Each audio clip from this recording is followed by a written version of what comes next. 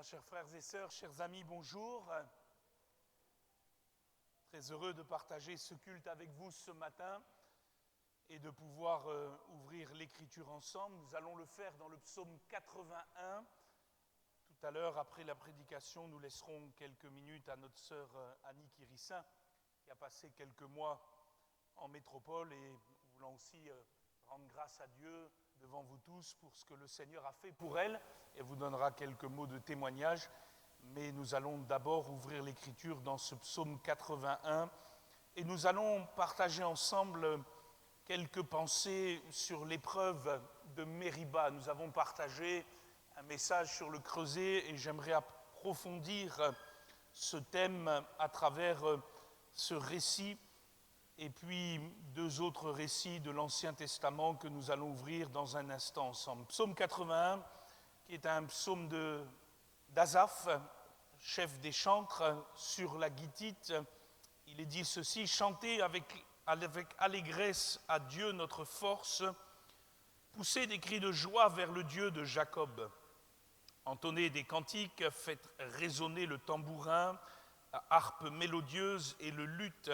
Sonnez de la trompette à la nouvelle lune, à la pleine lune, au jour de notre fête, car c'est une loi pour Israël, une ordonnance du Dieu de Jacob. Il en fit un statut pour Joseph quand il marcha contre le pays d'Égypte. J'entends une voix qui m'est inconnue, j'ai déchargé son épaule du fardeau et ses mains ont lâché la corbeille.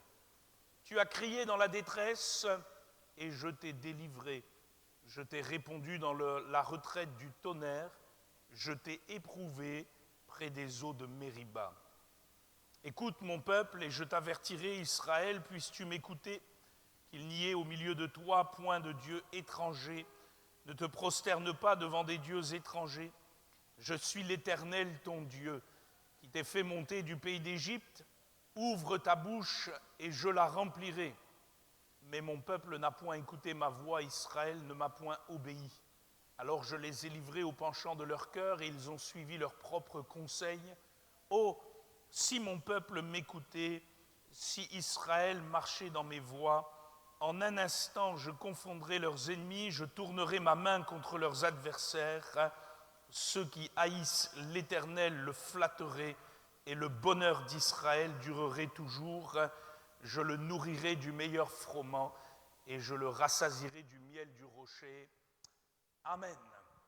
Et le verset qui m'intéresse, c'est le verset 8, où Asaph, qui était le chantre de David, de l'homme selon le cœur de Dieu, va résumer en une phrase l'un des épisodes les plus dramatiques pour le peuple d'Israël dans le désert près des eaux de Mériba, en disant ceci: tu as crié dans la détresse et je t'ai délivré, je t'ai répondu dans la retraite du tonnerre, je t'ai éprouvé près des eaux de Mériba.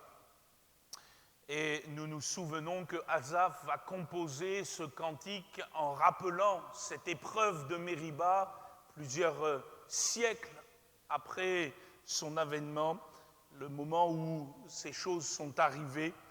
Et il est important pour nous alors de comprendre ce qui s'est passé pour Israël à Mériba, puisque c'est le rappel de Dieu pour son peuple.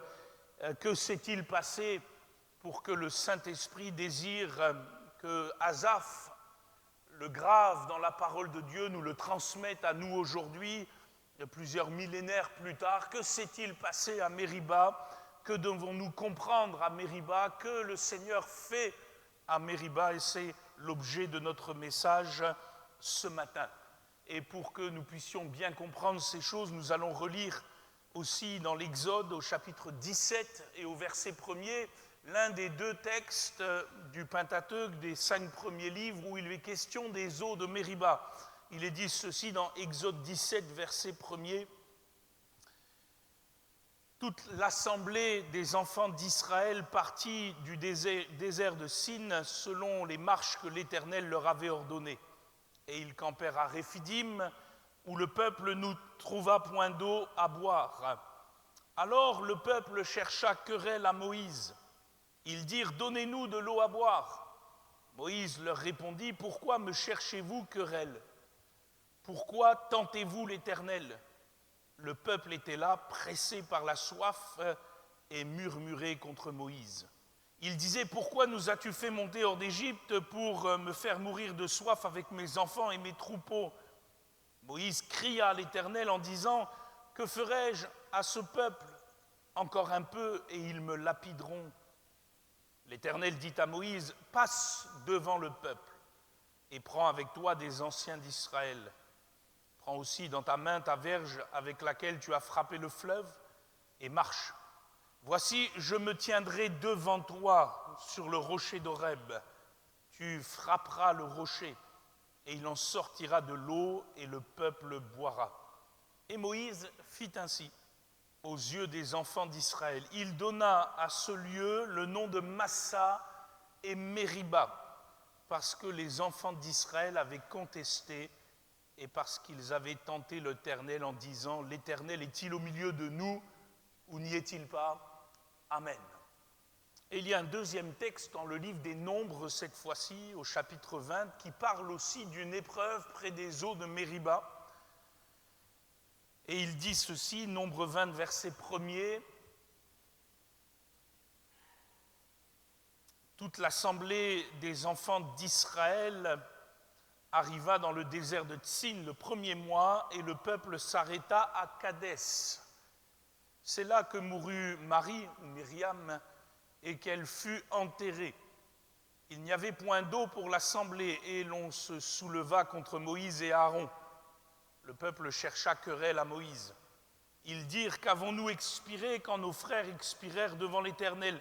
Pourquoi avez-vous fait venir l'assemblée de l'Éternel dans ce désert pour que nous y mourions, nous et notre bétail ? Pourquoi nous avez-vous fait monter hors d'Égypte pour nous amener dans ce méchant lieu ? Ce n'est pas un lieu où l'on puisse semer, et il n'y a ni figuier, ni vigne, ni grenadier, ni d'eau à boire. Moïse et Aaron s'éloignèrent de l'assemblée pour aller à l'entrée de la tente d'assignation. Ils tombèrent sur leur visage et la gloire de l'Éternel leur apparut. L'Éternel parla à Moïse et dit, prends la verge et convoque l'assemblée, toi et ton frère Aaron. Vous parlerez en leur présence au rocher, et il donnera ses eaux. Tu feras sortir pour eux de l'eau du rocher, tu abreuveras l'assemblée, leur bétail. Moïse prit la verge qui était devant l'Éternel, comme l'Éternel le lui avait ordonné. Moïse et Aaron convoquèrent l'assemblée en face du rocher. Et Moïse leur dit, écoutez donc, rebelles, est-ce de ce rocher que nous vous ferons sortir de l'eau ? Puis Moïse leva la main et frappa 2 fois le rocher avec sa verge. Il sortit de l'eau en abondance. L'assemblée but et le bétail aussi. Alors l'Éternel dit à Moïse et à Aaron, parce que vous n'avez pas cru en moi pour me sanctifier aux yeux des enfants d'Israël, vous ne ferez point entrer cette assemblée dans le pays que je lui donne. Ce sont les eaux de Mériba, où les enfants d'Israël contestèrent avec l'Éternel, qui fut sanctifié en eux. Et nous disons tous Amen. Alors ces 2 textes semblent similaires, n'est-ce pas ? Néanmoins, si nous les regardons en détail, nous allons nous apercevoir que ce sont 2 incidents différents et bien distincts du peuple de Dieu dans le désert. En effet, le premier, Exode 17, nous dit que cette épreuve près des eaux de Mériba va avoir lieu près de Réphidim. Et dans la chronologie, nous sommes seulement quelques semaines après la sortie d'Égypte. Et c'est juste avant que les Amalécites ne sortent pour combattre Israël et que Josué, dans la vallée, les batte, excusez-moi l'expression, à plate couture, alors que Moïse est sur la montagne en priant le Seigneur.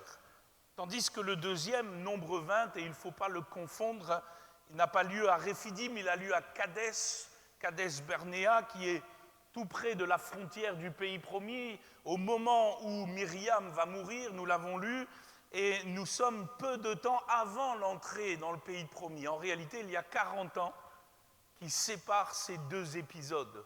Et nous nous apercevons que malheureusement, en 40 ans, le peuple d'Israël n'a pas beaucoup évolué.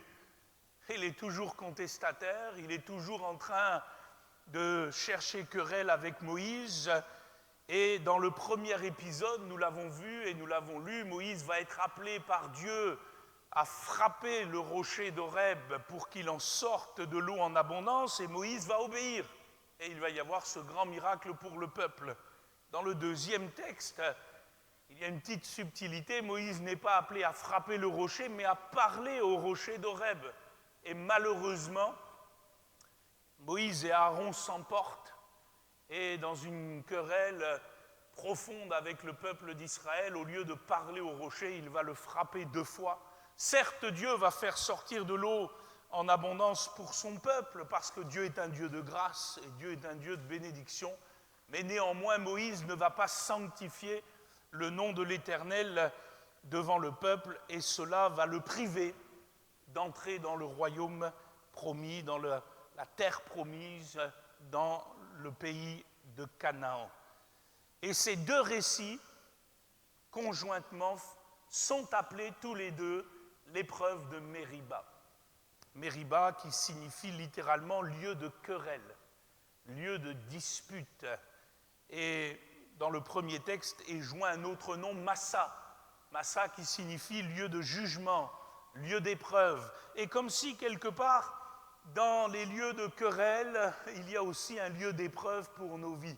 Et comme si le Seigneur était en train de combiner ces 2 choses pour tester aussi notre caractère, tester aussi notre foi dans ces milieux qui sont parfois houleux et tendus. Et nous nous apercevons à travers ces 2 textes aussi que Dieu va tester l'ensemble de son assemblée. Ce n'est pas seulement quelques-uns, c'est toute l'assemblée qui est testée, éprouvée près des eaux de Mériba, y compris Moïse et Aaron.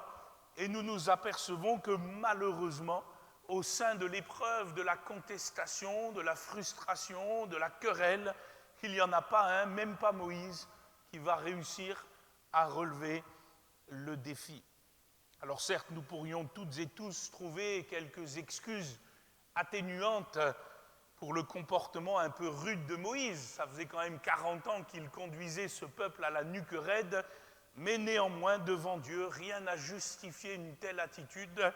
Moïse et Aaron, malheureusement, n'ont pas sanctifié le nom de Dieu. Et ça nous rappelle, frères et sœurs, toute l'humilité que nous devons conserver jusqu'au bout, du début à la fin de notre pèlerinage terrestre, pour ne pas défaillir avant la ligne finale, excusez-moi l'expression, mais de pouvoir la franchir glorieusement dans le triomphe de Jésus-Christ. Et voilà que Asaph, nous l'avons lu dans le psaume 81, va résumer ces 2 épisodes en une phrase. Dieu dit à son peuple, je t'ai éprouvé près des eaux de Mériba. Je t'ai éprouvé tout près des eaux de Mériba. Comme si, frères et sœurs, c'était impossible d'échapper à cette épreuve, à ce test. Et c'est ce que nous allons